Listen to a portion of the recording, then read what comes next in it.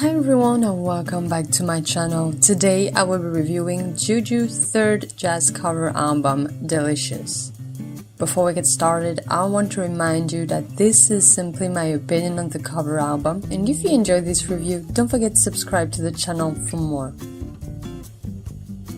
Juju is back once again this year with this time a new cover album. However, this one is different as it is part of her jazz cover albums collection Delicious, and this is her third entry. If you're a casual listener of Juju's music, you might not know that she actually wanted to be a jazz singer in the first place. And jazz music is one of her favorite music style, and throughout her career she has been able to show her love for jazz through these 3 cover albums, and this third dish might be my favorite out of them. This cover album contains all the hits including New York, New York, a cover from the original by Frank Sinatra, and on this one, Juju absolutely nails it. Actually, all the songs selected for the third jazz cover album are absolutely delightful, and I was surprised by how much I loved this one because jazz is really not usually my cup of tea. This cover album really manages to be entertaining with songs that have been selected that feel warm, and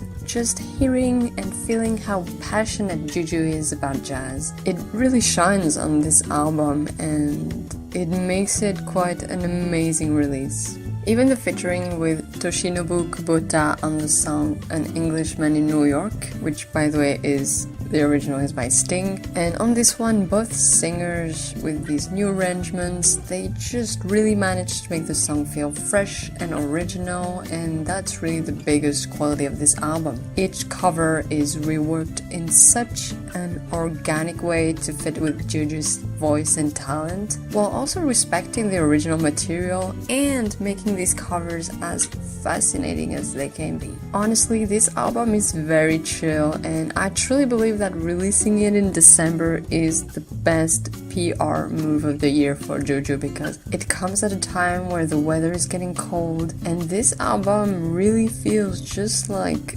one that you can listen to when you're close to a warm fireplace because it's so cozy and lovely, and it feels a bit Christmassy without having anything to do with Christmas really, and I think it's just my mood in December where I'm always ready for Christmas, and like I said, the weather is getting colder right now, and I just don't see myself getting tired of this album for at least December and maybe even all of winter. It's also worth noting that 2 songs of this one are actually originals. We have the opening song Remember the Good Times and the ending song Metro, and they're both lovely songs that make me hopeful that maybe someday we will get a full-on original jazz album from Juju. Also, I am always in awe of Juju's talents because not only is she fluent in English, but she always tried to sing in other languages. She did it a few years back on a cover of France Gall, Poupée de cire, Poupée de sang, which you guessed it is a famous French song, and back then I thought she did an amazing job considering how hard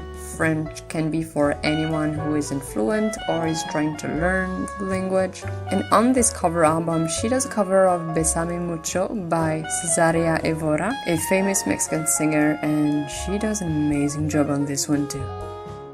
Overall, this cover album is another beautiful surprise for me this year, and one that I enjoyed so much. And nonetheless to say that Juju is once again on fire this year between her original album I that was released earlier this year and of this cover album. She has given us a lot of love, and I gotta say especially this cover album really is a perfect example of a cover album done right, with new arrangements and a true passion for making each song her own, while also paying homage to the original material, and that is why I give this cover album 5 stars. Thank you for watching. Don't forget to tell me what you think of Delicious Juju's Jazz third dish down below, and I'll see you next time.